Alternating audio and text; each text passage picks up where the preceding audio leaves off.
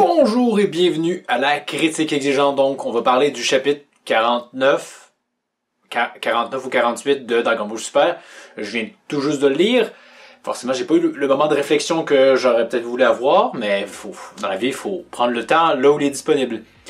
Donc, ce chapitre-là, je vais pas vous cacher ma déception, dans le sens où c'est bien quand les choses ne vont pas trop vite, mais là, au contraire, pas au contraire forcément, mais le rythme ralentit beaucoup pour nous donner de la surexposition qui semblait pas nécessaire et qui va même à contre-courant de ce qu'on a vu dans le dernier chapitre. Donc on se rappelle dans le dernier chapitre qu'est-ce qui se passait? Par un malheureux hasard, un malheureux événement, Boo a pas le temps de sceller les pouvoirs de Moro parce que Granberry réussit à lui donner à lui faire recouvrir ce pouvoir et il parvient à s'enfuir. Or dans ce chapitre-là, qu'est-ce qu'on apprend? C'est que finalement, Boo ou le Kaioshin, il n'est pas capable de le faire.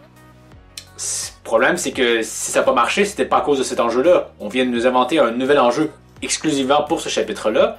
Et au final, comment le dernier chapitre se finissait, c'est « Hey, les trois, on va se battre contre Moro. » Et celui-ci, comment ça termine? « Hey, les trois, on va se battre contre Moro. » La situation, elle a pas beaucoup avancé, juste apprendre que, en fait, on n'arrivera pas à le sceller et qu'il faut faire autrement.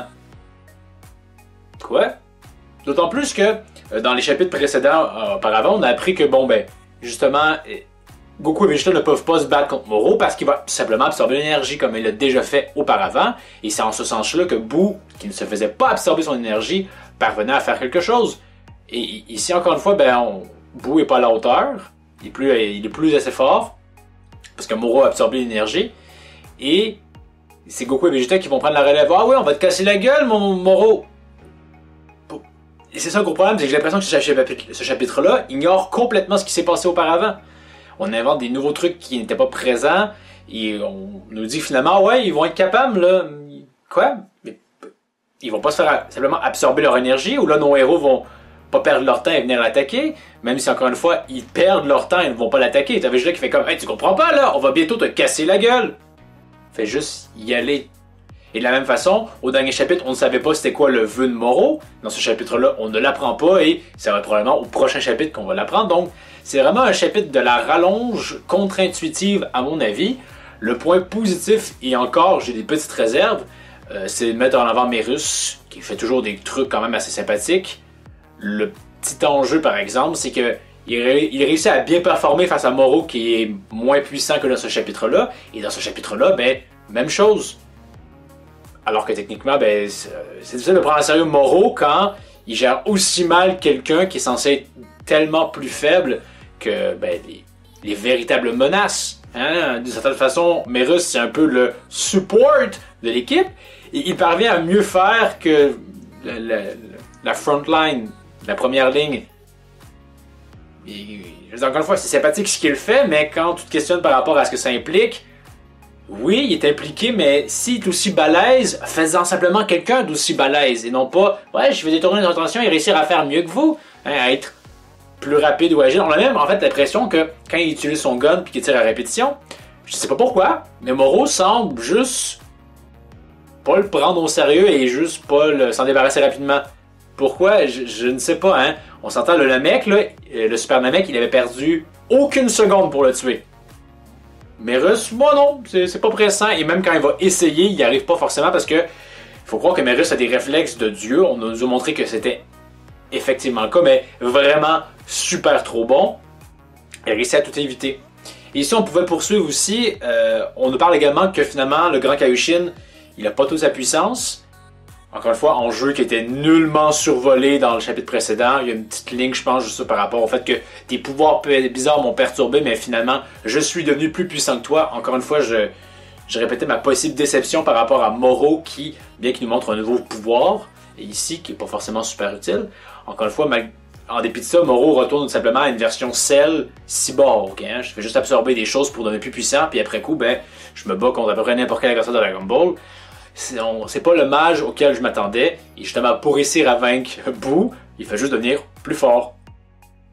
Et également aussi tout ce discours-là par rapport au fait que Boo, la version vilaine de Boo, avait également une partie de pouvoir divin en lui.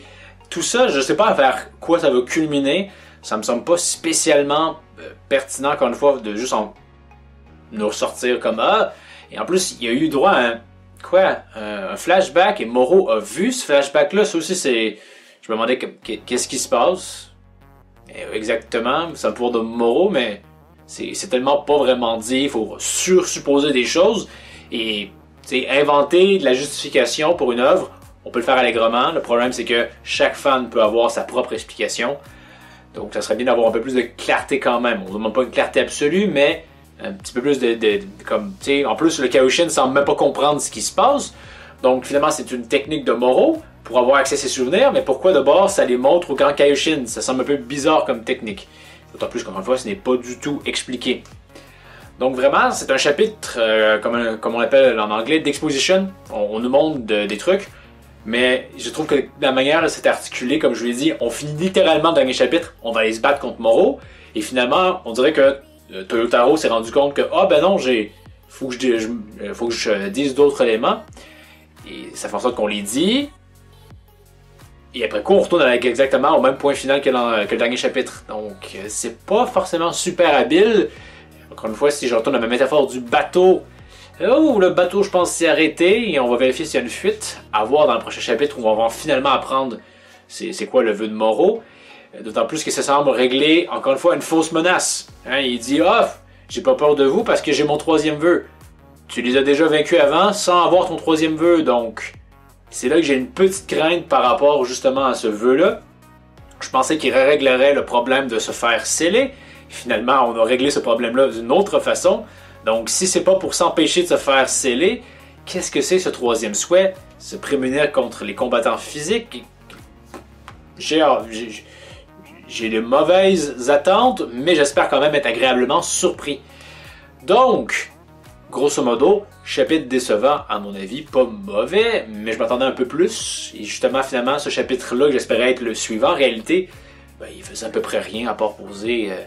redéfinir des choses qui n'avaient pas besoin d'être définies ou qui sont même contre-intuitives et poser des nouveaux enjeux qui avaient déjà été probablement réglés dans les chapitres précédents. Qu'est-ce que vous en pensez? Par exemple, est-ce un bon chapitre? Avez-vous apprécié la performance de Merus? Est-ce que vous avez aimé comment on espèce d'élaborer un peu plus sur Boo fondamentalement avec la division des deux et que vu qu'un des bouts est mort, l'autre a moins de puissance divine? Oh! À vous de voir, donc faites-moi en part encore une fois dans les commentaires. Donc merci encore d'avoir regardé. Pour la prochaine critique exigeante, ce coup-ci, comme je l'avais précisé, on va parler de la 3DS et en quoi je suis très content qu'elle ait finalement rendu l'âme. Donc c'est un rendez-vous à ne pas manquer. N'hésitez pas encore une fois à aimer la vidéo, la partager, laisser un commentaire, vous abonner, répondre à la bonne nouvelle, faire du porte-à-porte, faire des dons et ce que vous voulez. Donc je vous dis à la prochaine critique exigeante.